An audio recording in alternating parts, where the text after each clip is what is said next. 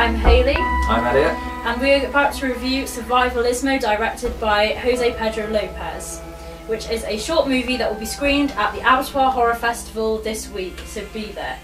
Basically, the film involves a man who has been captured and he is put in a room with a noose around his neck, as well as a bag. We will have no idea who he is, why he's in there for, and the whole point of the film is for us to discover. I really like the fact that throughout the whole movie you do not see this man's face. He's completely faceless, and what was so interesting about it is that can represent just anybody, and this whole sort of ideas of inner conflict, and it's very, very dark and sinister. So yeah, I really enjoyed this short. It's very effective. Especially with the way it was created as well. I mean, the environment which he's in is very muted with its colours, and it's very sparse, and the only thing you see is the character standing on a chair, like I said, with a noose around his neck. And apart from that, you've got very little else. You've got like a broken clock, which obviously, you know, time's against him, and he's not got much time at all to find out what is happening and what he's supposed to do. And it does create very intense viewing because you're literally just forced to focus on just one character. And it's just interesting, you just don't know a lot about him, but you're still engaged in the story because it's making you want to know more as it goes on. And I like the sort of spacing and the frame around the character because it conveyed isolation so brilliantly. And then as the story progresses, you get that sort of sense of inner isolation and what he's going through, and it's like replicating what's going on in his head, perhaps. Yeah, no, definitely. And also what is really good with the atmosphere is its use of sound.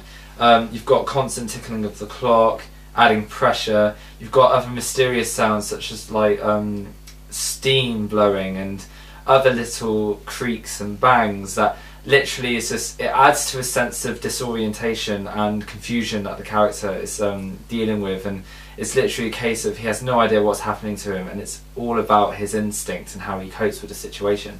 Yeah, it's very, very intense, and what I loved about it was at the beginning this man is questioning, why is he here, why does he deserve this?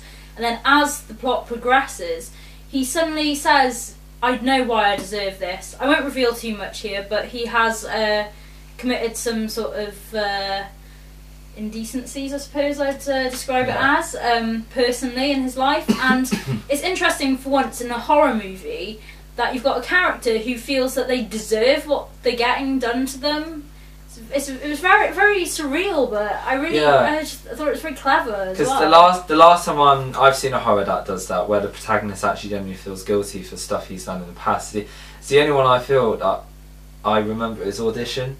Yeah. Where he literally, despite all the suffering he's doing, he genuinely feels guilty. So in a way, going back to that, it is, as Hayley says, it's kind of a fresh take, you know, because it's not some helpless victim who, you know, is literally just screaming to get out and saying, oh, I've done absolutely nothing wrong. The fact that he submits himself to this makes it that little bit more emotional and heartfelt in a way. It gives it more depth. Exactly. Definitely, yeah. And it just makes the twist at the end a lot more gut-wrenching and powerful. Yeah, it's definitely. It's very ambiguous ending as well, isn't it? So yeah, so I'd say definitely check this movie out. Definitely. Because it's very effective. 10 minutes long. You can't do a lot in 10 minutes sometimes, but I have to say the director, he made a very well crafted movie, and I'm very impressed with it. Yeah, it's got good sense of pace. You do root for the character, and like Hayley said, there's a lot of tension. You want to know what's happening, and you do get this sense of ambiguity and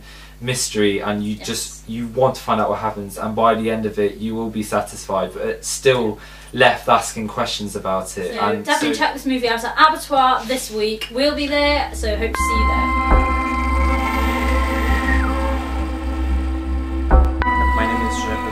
And I'm the director of the Portuguese horror short film Survivalismo that you can watch this Sunday on Abattoir.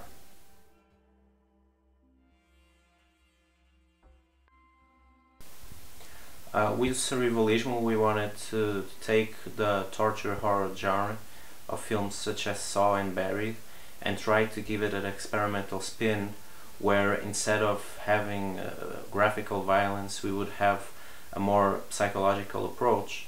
So our main character in the film goes through the 5 stages of grief from the Club-Ross model, and the film plays with a character that is set in a trap where he doesn't know why he's there and has no feedback on what he's supposed to do, and that takes him on a very emotional and psychological trip.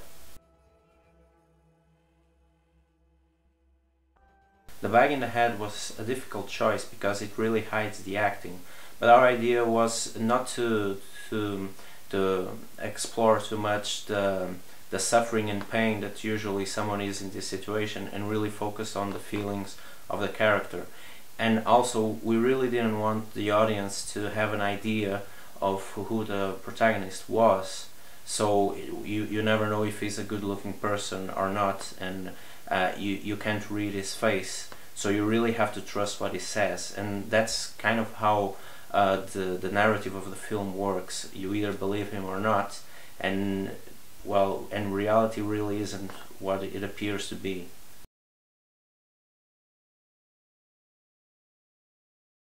Well, I wouldn't say that he's a misogynist. He surely is a womanizer, because he, to me, is sort of a yuppie or a rich kid who has no consideration for anyone else. Not just women, but his best friend, as we come to learn towards the end of the film. So I really wanted to explore the situation where such a selfish and self-righteous person is put in a situation where he has no power, and he has to talk his way out.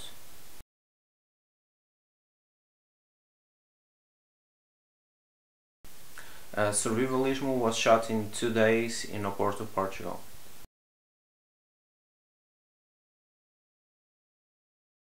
Well, the fact that we had just one set and just one protagonist was not necessarily easy to direct, but it did allow us to plan and to rehearse a lot.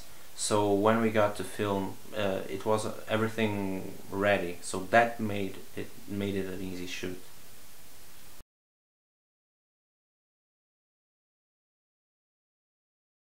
Well, I really don't see this concept working as a feature film, because this story is really based on its ending revelations, and those have really deep implications on what we see, and this only works over 10 minutes. The storyline would fall apart if we kept the ending on a feature film. So this is a typical short film scenario.